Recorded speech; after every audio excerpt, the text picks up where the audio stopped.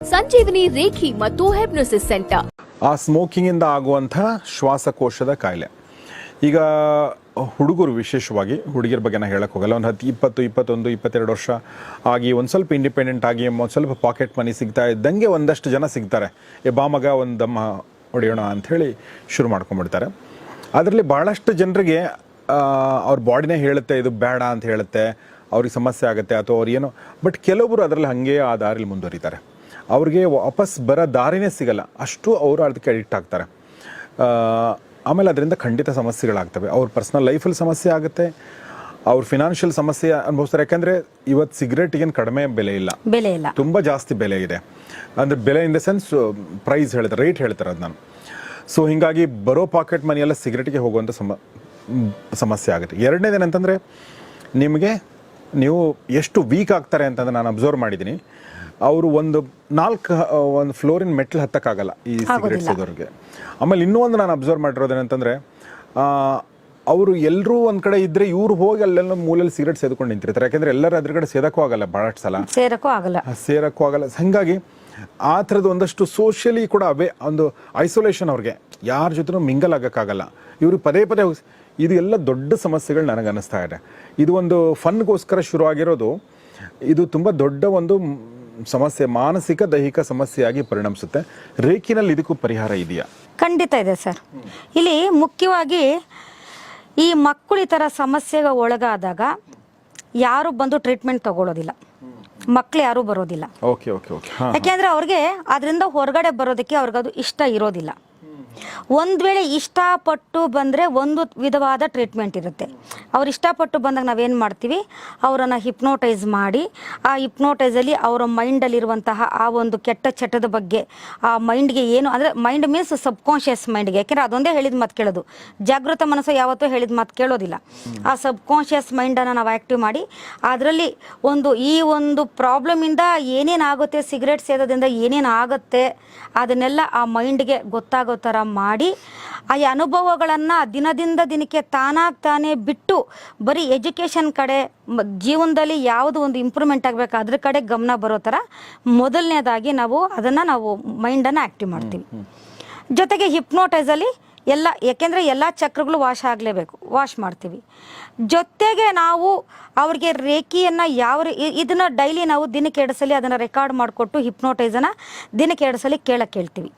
ಅದನ್ನು ಕೇಳ್ತಾ ಏನಾಗುತ್ತೆ ಅಂದರೆ ಅವ್ರ ಮೈಂಡು ನೆಗೆಟಿವ್ ಕಡೆಯಿಂದ ಪಾಸಿಟಿವ್ ಕಡೆಗೆ ಬರೋಕ್ಕೆ ಶುರುವಾಗುತ್ತೆ.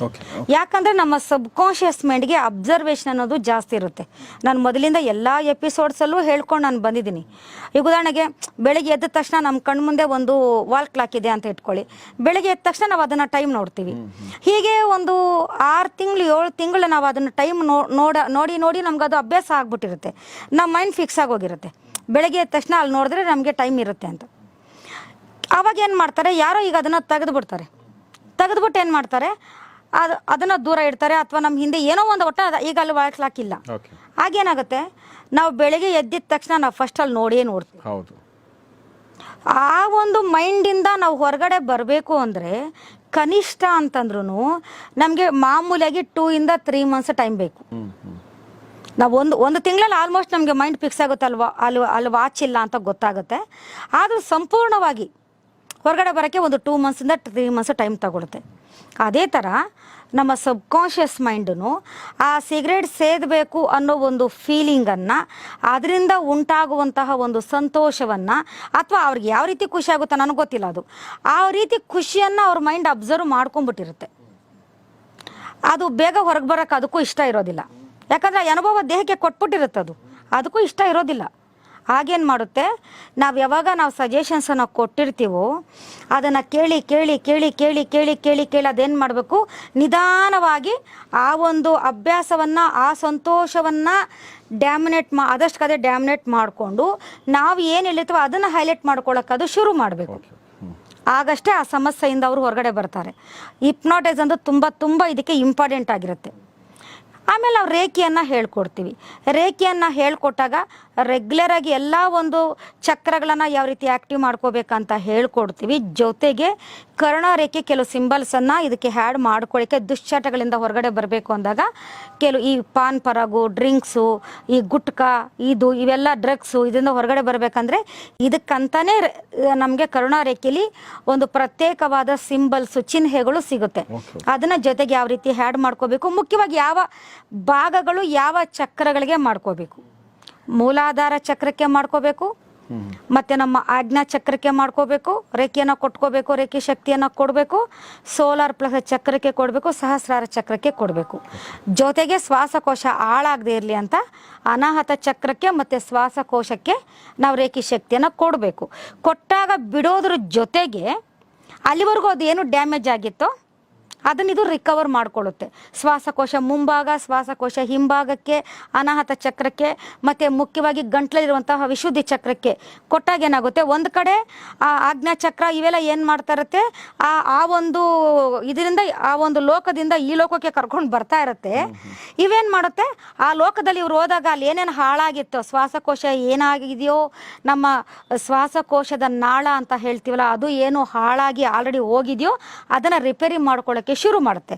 ಈಗ ನಾವು ರೇಖೆ ಶಕ್ತಿ ಕೊಡದೆ ಬರೀ ದುಶ್ಚಟಗಳಿಂದ ಹೊರಗಡೆ ಬರಬೇಕು ಅಂತ ನಾವು ಕೊಟ್ಟಾಗ ಏನಾಗುತ್ತೆ ಅಂದ್ರೆ, ಹೊರಗಡೆ ಏನೋ ಬರ್ತಾರೆ, ಆಗಿರೋ ಡ್ಯಾಮೇಜ್ ಅನ್ನ ಯಾರು ಫೀಲ್ ಮಾಡ್ತಾರೆ?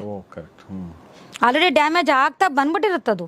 ಅದು ಈಗಂತೂ ಅದು ತುಂಬ ಜನ ಅಡಿಕ್ಟ್ ಆಗಲಿ ಅಂತ ಅದಕ್ಕಿನ್ನೂ ಏನೇನೋ, ಅದಕ್ಕಿನ್ನೂ ಬೇಗ ಅದಕ್ಕೆ ಅಡಿಕ್ಟ್ ಆಗಲಿ ಅಂತ ಇನ್ನೂ ಅದಕ್ಕೆ ಏನೇನೋ ಬಳಸ್ತಾ ಇರ್ತಾರಂತೆ. ಈಗ ಅದು ಸಿಗರೆಟ್ಗೆ ಎಲ್ಲನೂ ಬೇಗ ಇನ್ನೂ ಜನ ಅಡಿಕ್ಟ್ ಆಗಲಿ ಅಂತ ಏನೇನೋ ಮಿಕ್ಸ್ ಮಾಡ್ತಾ ಇದಾರಂತೆ. ಅಂದ್ರೆ ಇನ್ನೂ ಹಾಳಾಗಿ ಹೋಗಿರುತ್ತದು.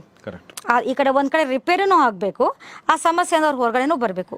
ಈ ರೀತಿಯಾಗಿ ಟ್ರೀಟ್ಮೆಂಟ್ ಅನ್ನ ನಾವು ಕೊಡ್ತೀವಿ. ಈಗ ಒಂದು ಮಕ್ಕಳದು ನೀವು ಹೇಳಿದ್ದು ಹೆಂಗೆ ಅಂದ್ರೆ, ಇದು ಈಗ ಒಂದು 20 ವರ್ಷ 25 ವರ್ಷ ಈ ತರ ಇದ್ದಾಗ ಪೇರೆಂಟ್ಸು ಕೂಡ ಬರಬಹುದು, ನಮ್ಮ ಮಕ್ಕಳಿಗೆ ಈ ತರ ಇದೆ ಅಂತ ಹೇಳಿ. ಇದು ಒಂದಾದ್ರೆ, ಇನ್ನೊಂದು 40 ವರ್ಷ 50 ವರ್ಷ ಆಗಿದೆ, ಅವನಿಗೆ ಗೊತ್ತಿದೆ ನಾನು ಮಾಡ್ತಾರ ತಪ್ಪು ಅಂತ ಹೇಳಿ, ಬಟ್ ಬಿಡಕ್ಕಾಗ್ತಾ ಇಲ್ಲ. ಸೊ ಅಂಥವ್ರಿಗೆ ಏನು ಸಲಹೆ ಕೊಡಕ್ಕೆ ಇಷ್ಟಪಡ್ತೀರಾ ನೀವು? ಬಿಡಕ್ಕಾಗಲ್ಲ ಮೀನ್ಸ್ ಅದೇನೆ, ಸಬ್ ಕಾನ್ಶಿಯಸ್ ಮೈಂಡ್ ಅಬ್ಸರ್ವ್ ಮಾಡ್ಕೊಂಡ್ಬಿಟ್ಟಿದೆ, ಬಿಡಕ್ಕಾಗ್ತಾ ಇಲ್ಲ. ಈಗ ನೋಡಿ, ಇವಾಗ ಕೆಲವರು ಉಪ್ಪಿಟ್ಟಿಗೆ ಸಕ್ಕರೆ ಹಾಕೊಂಡು ತಿಂತಾರೆ, ಅವ್ರು ಬಿಡಕ್ಕಾಗಲ್ಲ.